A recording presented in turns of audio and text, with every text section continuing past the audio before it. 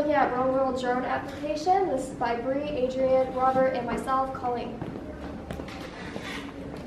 So first of all, we're looking at the major picture. How does this actually relate to us? We're looking at the connections between our project data and the data collected from actual flight sensors.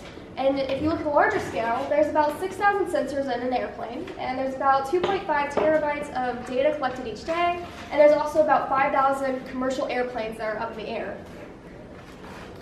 So if you look at how this commercial use relates to the sensors we're going to use in this actual project, we're looking at how we're using pressure sensors, and if you look at the relation in an air cabin up to that high of an altitude, it's about equivalent to standing on a 8,000-foot mountain pressure-wise.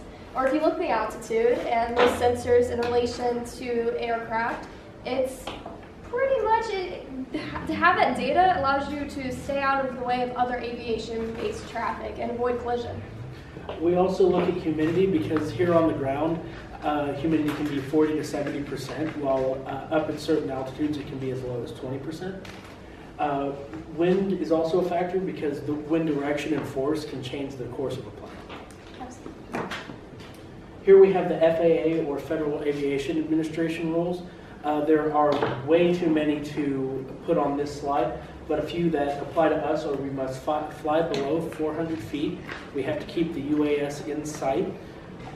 We have to conduct a pre-flight inspection, and external loads are not allowed if they hinder flight. The IFR instrument flight rules compared to drone flights, they regulate the actual flight. Fuel regulation wise, civil aircraft has to have enough fuel to make its total trip to complete its first flight and fly 45 minutes for its normal cruise speed. Operation wise, the IFR has to file a flight plan for the aircraft, and they have to receive an appropriate ATC clearance from the aircraft.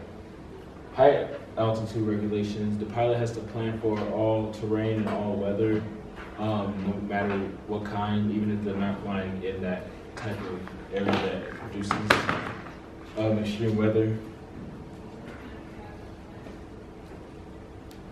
So pretty similar to the IFR, the VFR, which stands for Visual Flight Rules.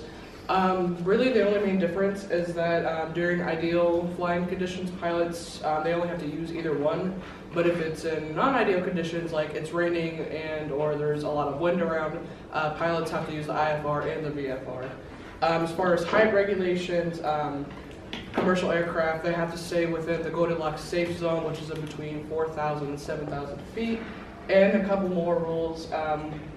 Pilots, even before they take off, when they're going through their inspection, they have to have a fairly detailed flight plan, and they have to be cautious around mountains, big cities, and rough terrains because that could possibly interfere with communications.